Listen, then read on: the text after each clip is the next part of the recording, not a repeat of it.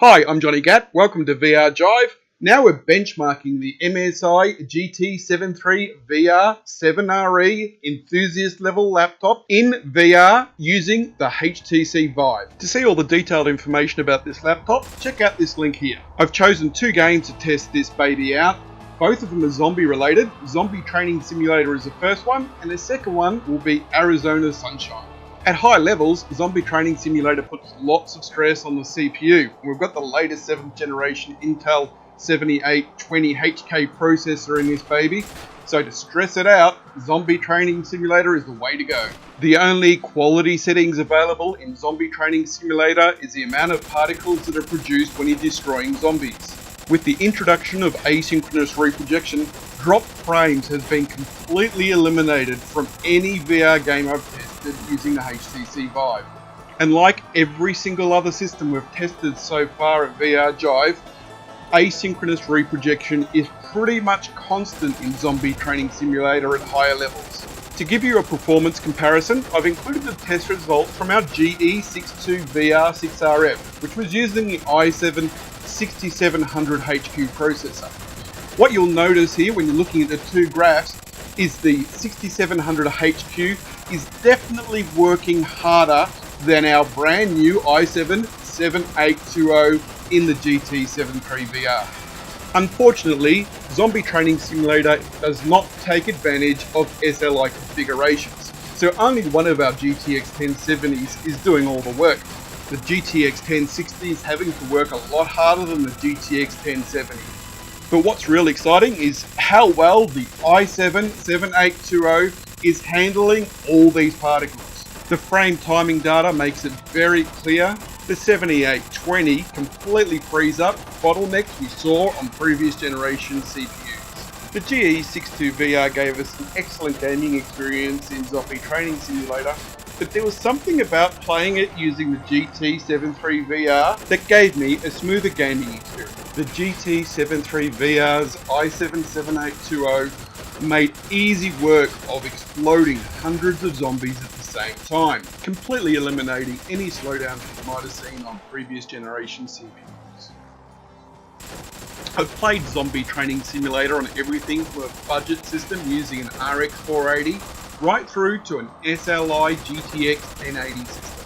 And I must say that Zombie Training Simulator on the GT7 III VR gives you an absolutely perfect gaming experience.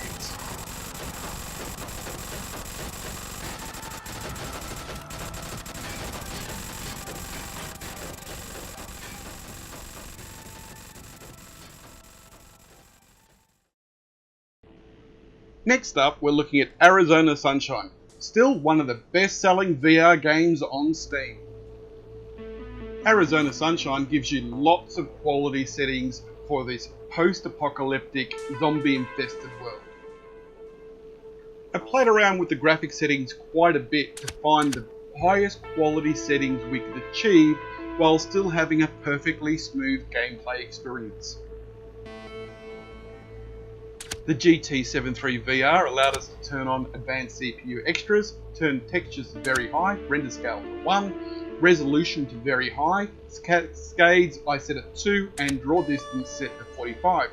To show you what cascade actually does, if you turn it to 4, you can see the extra quality of graphics there or in the shadows. If you set it to 2, it basically buzzes it out a bit, and 1 turns them into blobs. I ended up settling for 2 because I found within game I didn't really notice a difference. I've chosen this section of the game as it allows me to reproduce exactly the same experience every time I play it. Pulling the lever at the front of the Dutchman mine creates a lot of noise and attracts a huge swarm of zombies. This makes a perfect place to really test and see what your system is capable of achieving. To make sure I don't get eaten by a herd of zombies, I've got to stock up on all my weapons first, make sure I've got plenty of ammo and the right weapons equipped, and I'm going to position myself here right behind the desk. That way the zombies are going to be forced to come through the front door, and I'll basically put them into a bottleneck, allowing me to pick them off one by one. I'll get a couple of extra grenades out just in case I need them, and get ready to blow the crap out of a herd of walking dead. As you can see by our frame timing data, asynchronous reprojection is not really being enabled that often, and the CPU and GPU are not doing a lot of work at all. As more zombies start to come through the door, the system still is cruising along. It's not making any real noise from its fans, and asynchronous reprojection is just starting to be enabled on a regular basis. The higher graphics quality settings achievable when using the GT7 III VR create a far more realistic VR experience. Although you can see the dust particles and clouds of blood spurting out of these zombies as you blow them apart, in the VR companion window we used to record this video, it just simply can't do the experience I'm having in the heads-up display justice. MSI's GT7 III VR is able to handle some of the highest quality settings we've seen to date in Arizona Sunshine. What I discovered through my testing is that increasing the quality settings in the main menu only increased the amount of time the game spent in asynchronous reprojection, therefore eliminating the quality improvements you would have seen in game. I played Arizona Sunshine for well over an hour on MSI's GT7 III VR and found that the GTX 1070 was able to comfortably sit at either 7 milliseconds or below through all levels. And Intel's new Kaby Lake processor cruised along with either 4 or 5 milliseconds through all gameplay. When adjusting the graphics settings in Arizona Sunshine, just keep in mind that even though you may be able to run the game at higher quality settings, increasing it sometimes increases the amount of asynchronous reprojection, which is basically gonna eliminate any quality improvements you may have seen. I made it. Let's go. Thanks for watching, and don't forget to check out the full review of MSI's GT7 III VR on VR Drive, linked in the description below.